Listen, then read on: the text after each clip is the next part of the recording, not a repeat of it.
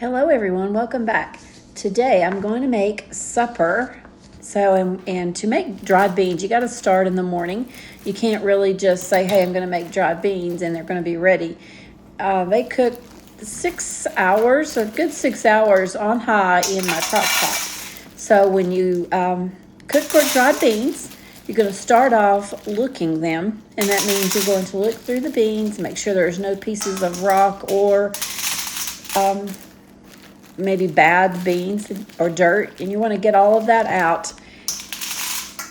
Lima beans aren't really too bad about that, like pinto beans are, but anyways, you want to go ahead and do that with lima beans. And that makes me think of another thing. I call them butter beans. I don't know what you call them, or even if you have ever had a butter bean or a lima bean, but that's what we call them, is butter beans. My grandmother loved butter beans, and my mom told me this morning that she has not made butter beans since my grandmother passed away. This was something that she always made for my grandma, and it's just hard for her to cook them now, knowing how much my grandmother loved them. Anyways, so tonight I'm gonna have butter beans. I'm just washing them here, and I don't know if you've ever had a lima bean. I always thought of lima beans as the bean before it's dry. It's green, but these are dried, and I've always called them butter beans my whole entire life, and my mom used to make them all the time. But I'm gonna put these on high today, and they're gonna cook in about 6 hours, like I said, and I'm gonna add a ham hock to this. This is really salted meat, so I'm not going to add any salt to the beans or the bean water. And you're going to cover the beans with about 1 inch of water. I checked on my beans about halfway, and I needed to add a little bit more water, so I added about a cup. I'm going to make some cornbread to go with the butter beans that I'm making today. I put those on this morning in the crock pot. And now I'm going to make some cornbread. So I use self-rising cornmeal, but I also like to add a little bit of self-rising flour. I know that already has it in it. And I've made cornbread before, and I got a lot of criticism for using self-rising flour, but you know what? What's it matter? It's what I like, and I think you should do what you like. I don't know, I don't mean to be hateful or ugly, but it's just a preference. I like it a little bit softer and cakier. So, and it's just a cup of cornmeal, self-rising cornmeal, and about a 3/4 cup of self-rising flour. Then I'm gonna add 1 egg.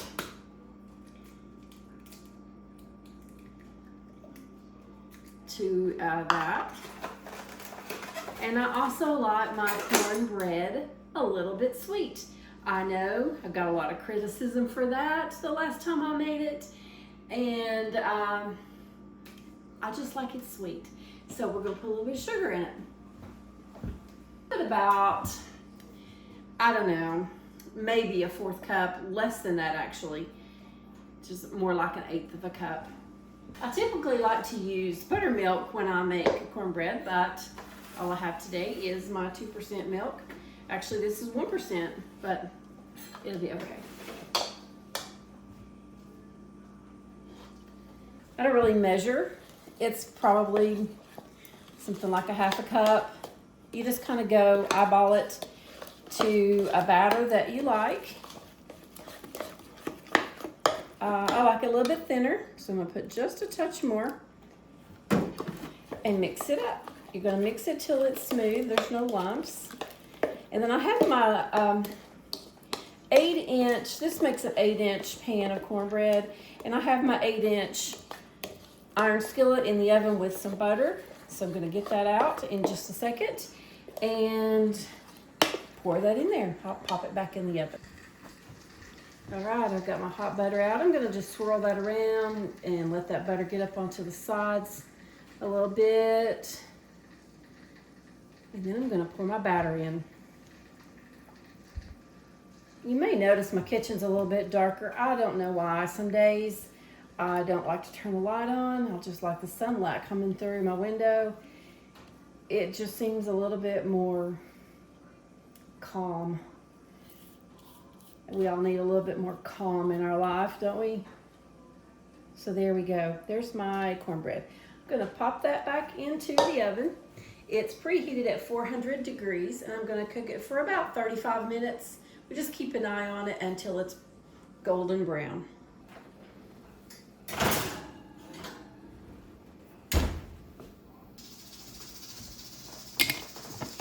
So let's check our butter beans.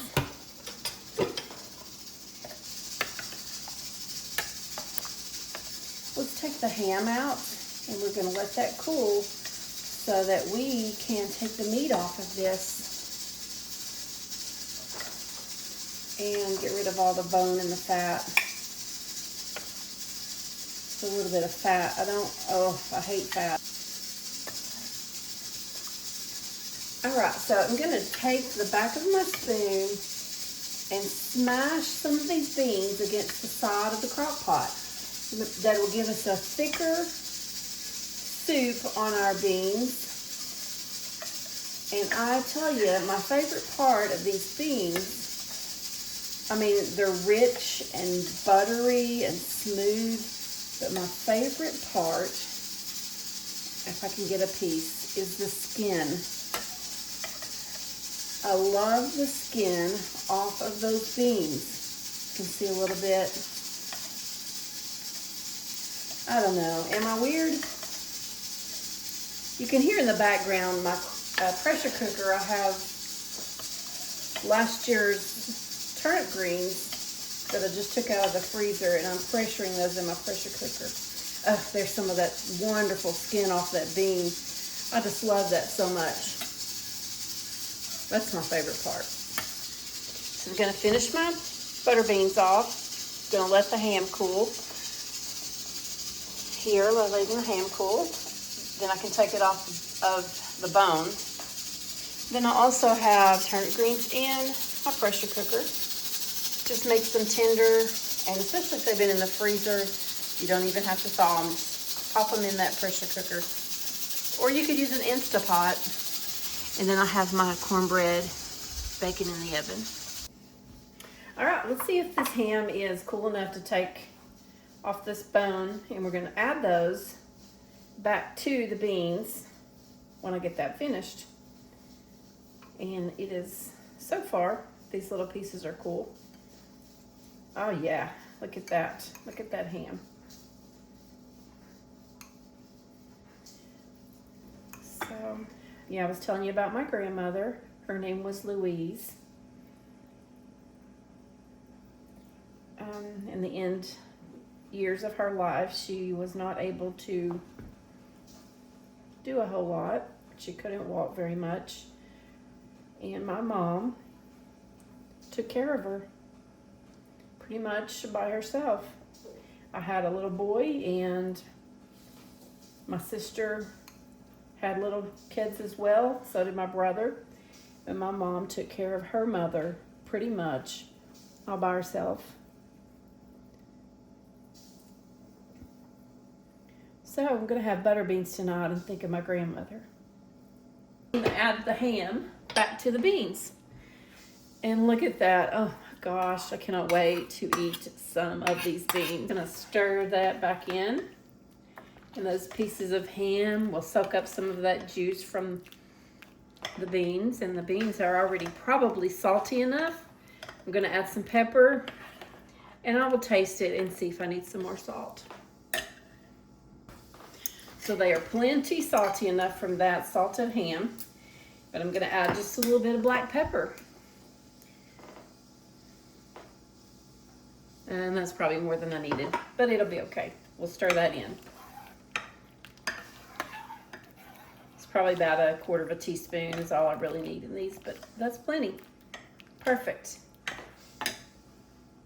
Okay guys, I want you to look at this. Let's get the cornbread out of the oven.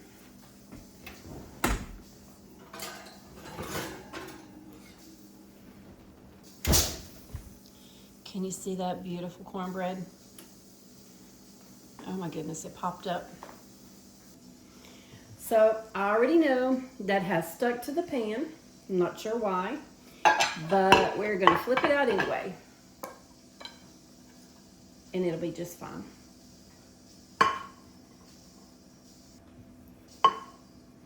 I'm gonna scrape that little piece out, flip it over there. Somebody's gonna want that. That will be a very desirable piece of cornbread. That crust with some butter. Maybe it will be me. I'm gonna cut into the cornbread. It's so tender. That's probably why it tore when it came out of the pan. Well, it did stick. So here we go. How's that? It's a little dark in here. Look at that cornbread. So soft. It's not dry. That's why I use the extra self-rising flour. It's not really dry. It's soft and cakey, I guess you would call it. I don't know. And just a touch sweetness. It's perfect. I've already let the steam off of my pressure cooker. And I'm gonna let you see my turnip greens.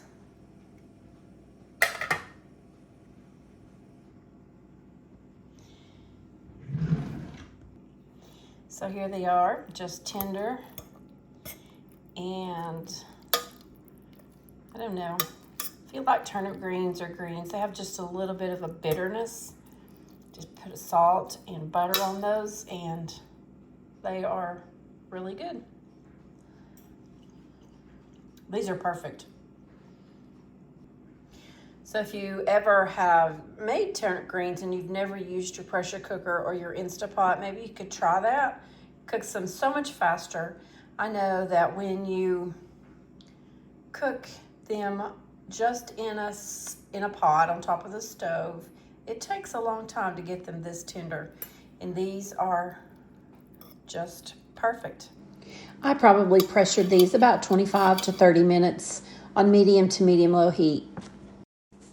So if you've made it this far into my video, I know this is a little bit longer and a little bit different format than I usually do, but I sure appreciate you watching and sticking with me while I cooked supper. And it's just been fun doing it this way. I've had time today and I'm on spring break and I wanted to try something different.